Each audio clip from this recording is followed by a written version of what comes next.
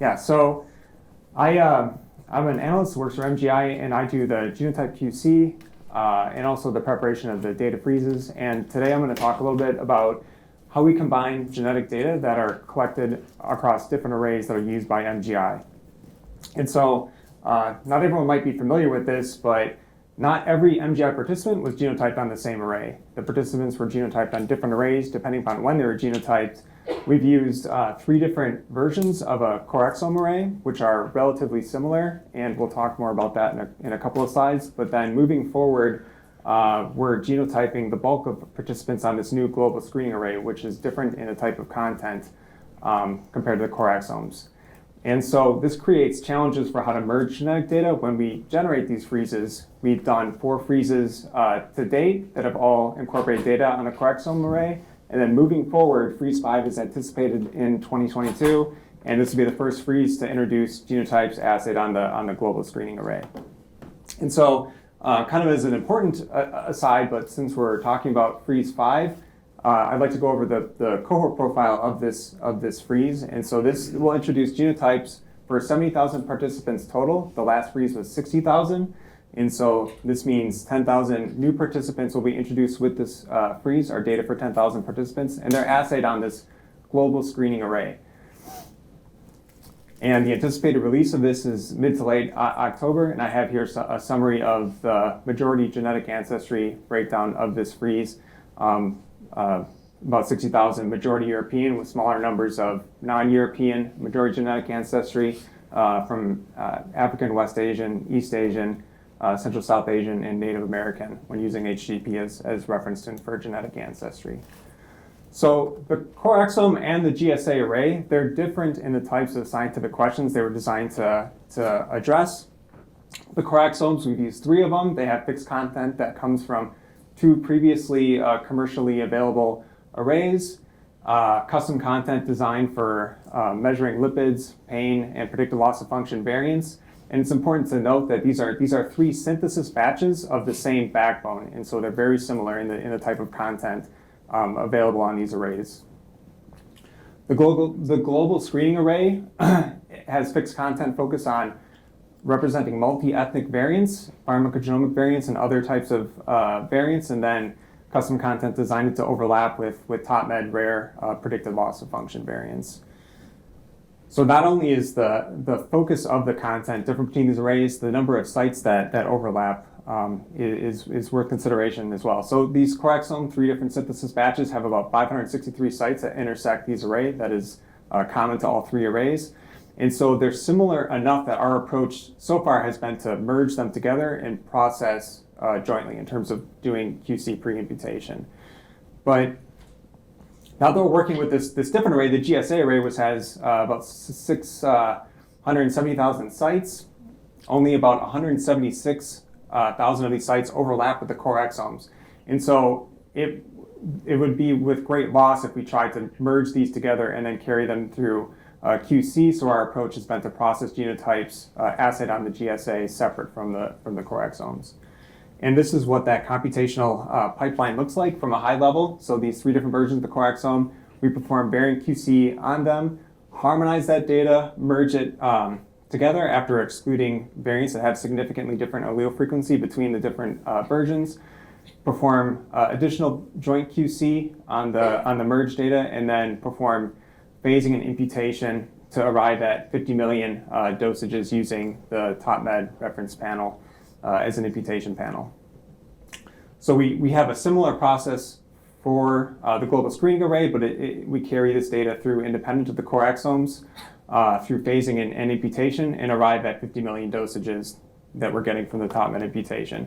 And so it's important to understand that these sets of 50 million sites are similar because they're from the same panel. So the question that we're starting to ask or that we have been asking is, at this point, do we try and merge those together and joint analyze, or do we try and meta-analyze?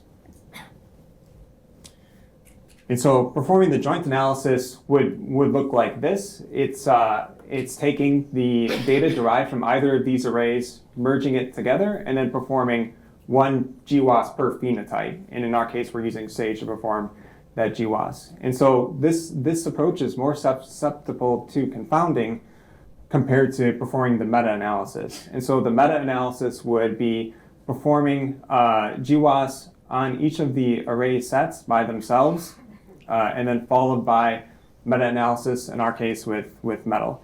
And this is less susceptible to confounding because this is what the meta-analysis was designed for, to analyze across studies.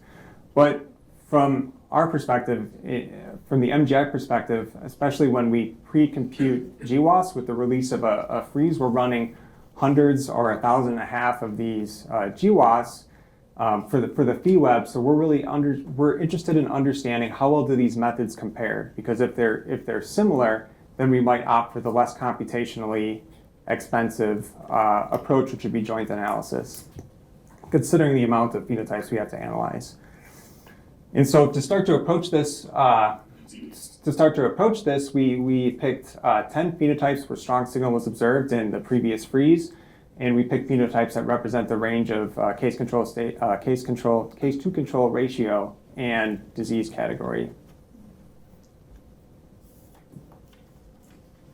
And to evaluate, we compare p-values. So we have on the x-axis, these are the negative log 10 of p-values from the meta-analysis with metal, and on the y-axis, the negative log 10 p-values from the joint analysis.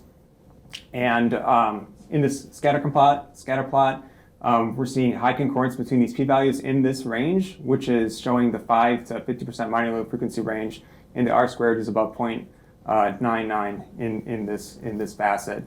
As we move to the less common bin, between 1 and 5% minor loop frequency, we're still seeing high concordance between p-values from either of these approaches, which is reassuring.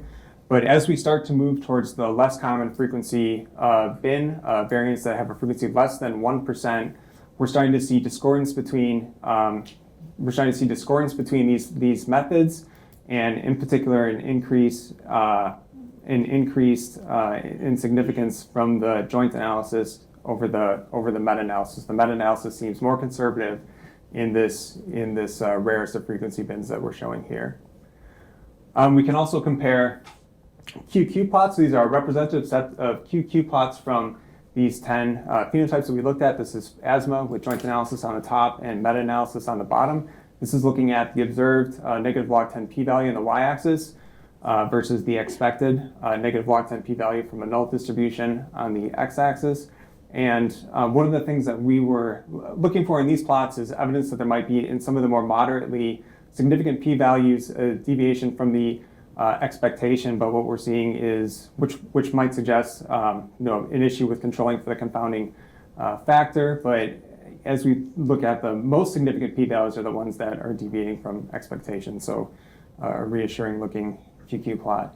Then we can also look at lambda, which is the median observed chi-squared value from the GWAS over the median expected, and compare this between the two methods.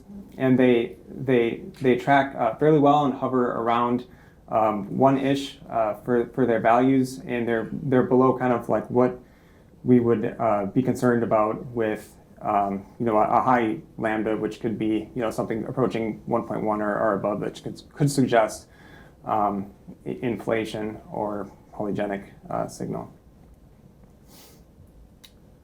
So in summary, p-values and lambda, these endpoints we looked at, are highly similar by this empirical comparison. Near identical conclusions for sites with minor low frequency greater than 1%, but the meta-analysis appears to be more conservative for variants that are in the rarest frequency bin that we looked at, less than 1%. So for our purposes, running the pre-computed GWAS for about 1,400 phi codes, we'll be using the joint analysis to do this, and those will be made available via the phi web.